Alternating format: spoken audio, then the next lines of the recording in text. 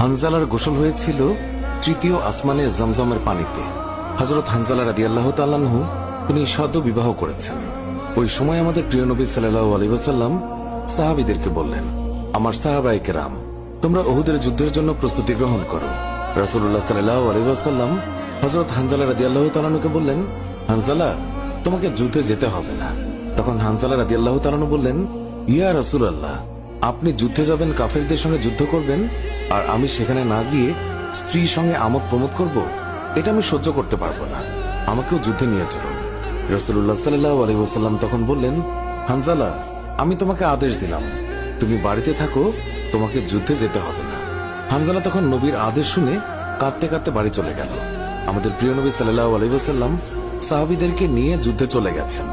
এদিকে সাহাবী হানজালা তার স্ত্রীর সঙ্গে রাত কাটানোর পর তার উপর গোসল ফরজ হয়ে গিয়েছে, তাই সে গোসল করতে গেছেন, পানি নিয়ে দাঁড়িয়েও গেছে। এই সময় মদিনার গলি থেকে কেউ একজন চিৎকার করে বলছিলেন, মদিনার মুসলমানরা, তোমরা কার জন্য জীবিত থাকবে?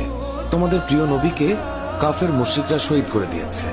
এই কথা যেই মাত্র হানজালার কানে পৌঁছালো, তখনই তিনি পানির বালতি ফেলে দিয়ে তার স্ত্রীর কাছে গেল এবং তার স্ত্রীকে বলল, হে আমার স্ত্রী, তাড়াতাড়ি আমার তলোয়ারটা দাও। যে কাপুরুষরা আমার নবীকে শহীদ করেছে, যে কাফেররা বিশ্বনবী হযরত মুহাম্মদ সাল্লাল্লাহু আলাইহি ওয়াসাল্লামকে হত্যা করেছে, আমি তাদেরকে ছাড়ব না। আজ হয় তারা মরবে, না হয় আমি মরব। যেই দুনিয়ায় নবী নেই, সেই দুনিয়ায় আমি বাঁচতে চাই না। দাও, আমার তলোয়ারটা দাও। তখন হানজালার স্ত্রী বললেন, আপনি আমার নবীর হত্যাকারীকে হত্যা করতে যাচ্ছেন? যান, আমি বাধা দেব না, আমার বাধা দেওয়ার অধিকার নেই।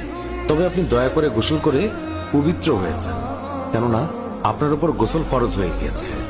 এছাড়াও আপনি যদি উহুদের ময়দানে শহীদ হয়েও যান, আমি কোনো দুঃখ করব না। উত্তরে হানজালা বললেন, না, যদি আমি গোসল করতে যাই, তবে আমার নবীর হত্যাকারীরা কিছু সময়ের জন্য হলেও বেঁচে থাকবে। এটা আমি হতে দিতে পারি না। আমার যেই দুনিয়ায় আমার নবী বেঁচে নেই, ওই দুনিয়ার পানি দিয়ে আমি গোসল করতে পারি না। এই বলে তিনি তলোয়ার নিয়ে চলে গেলেন।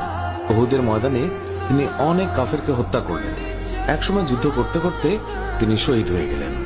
যুদ্ধ শেষ হয়ে গেলে আল্লাহ রাসূল সাহাবীদেরকে বললেন, হে আমার সাহাবীরা, তোমরা যাও, গিয়ে দেখো আমার যে সকল সাহাবায়ে কেরাম শহীদ হয়েছে তাদের লাশ সংগ্রহ করো এবং তাদেরকে গোসলবিহীন দাফনের ব্যবস্থা করো।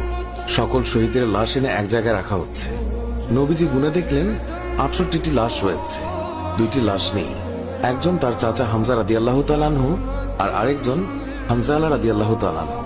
অস্থির হয়ে পড়লেন নবীজি। সব সাহাবাদের পাঠালেন লাশ খোঁজার জন্য। হঠাৎ বোরখা পরা এক মহিলা এসে দাঁড়ালেন নবীজির কাছে।